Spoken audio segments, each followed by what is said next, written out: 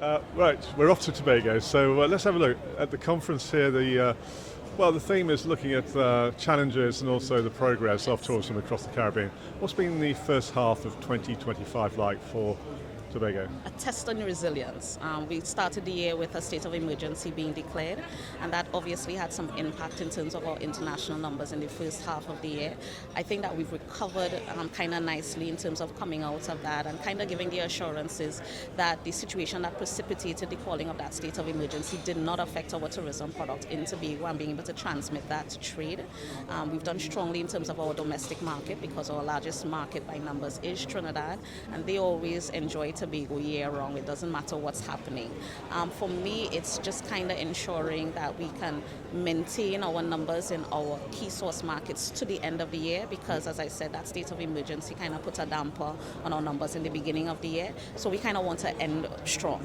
And for me as well, looking at what new markets we can exploit. We started having some conversations with our regional counterparts because we feel like if there is an untapped resource within the Caribbean that we need to look at a little bit more closely. We focus too much on, I think, long haul to the detriment of selling ourselves to our regional neighbours who are very close to us. So those are some of the things that we want to do. In terms of new markets, what about the Middle East region, for example? So Belize is actually a destination that we think aligns with some of what are the strong suits that Tobago offers in terms of their ecotourism product in particular. Just like them, we have some of the largest marine coral in the world. We have a world-renowned Buku Reef. In terms of some of their biodiversity efforts as well, I think that there's some collaboration that could take place. The strides that they are making in sustainability, I think there's some lessons that they can share.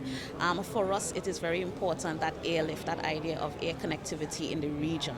And so we're having some conversations with the smaller carriers in the region to be able to provide some connectivity to markets that we've never looked at before. So this is something that we're very excited about. CTO gives the opportunity for us to meet with our regional colleagues and have those conversations. And then once we leave here, we can continue to pursue those conversations with the aim of announcing those connections very soon. Now here at the conference, airlift has been a very keen topic of discussion, hasn't it? Not only into the region, into the Caribbean, but also between the islands themselves. Yes. What's the way forward, you think? I think that we have to come to a collective position because we can't negotiate or operate in silos and expect that we're going to have the outcome that we all want. What we all want is to ensure that we can get to each other's backyards seamlessly. And in order to do that, we kind of have to agree to the strategy. And just as I indicated in the panel, if it is that we're getting a lot of the major airlift into some key hubs, and those hubs do not necessarily have to pay for that airlift, it doesn't make any sense that we ourselves are expending very precious foreign exchange, paying for persons to fly direct, when we can do is create a hub throughout the Caribbean, supporting our regional carriers to provide the connections. So we can utilize a hub and spoke approach where we could identify some key hubs within the Caribbean region, and then as governments collectively create an environment where our regional carriers can compete. So that means giving them preferential taxes instead of them having to compete with international carriers. It means that we would have to ensure that they have the ingredients to be able to boost their operations and again support regional. So I think that has to be the position. CTO has to lead the charge. We have to lead the conversation, and I hope that we can have the collective will going forward to make it happen. And staying with the collectiveness, that's very much the strapline for the conference. Yes. One Caribbean, one ocean, one voice. people, Yes, one voice. one Yes. So people. is this really action or is it lip service? No, I think that this generation of Caribbean tourism ministers are not just dynamic in the words, but they're dynamic in the work.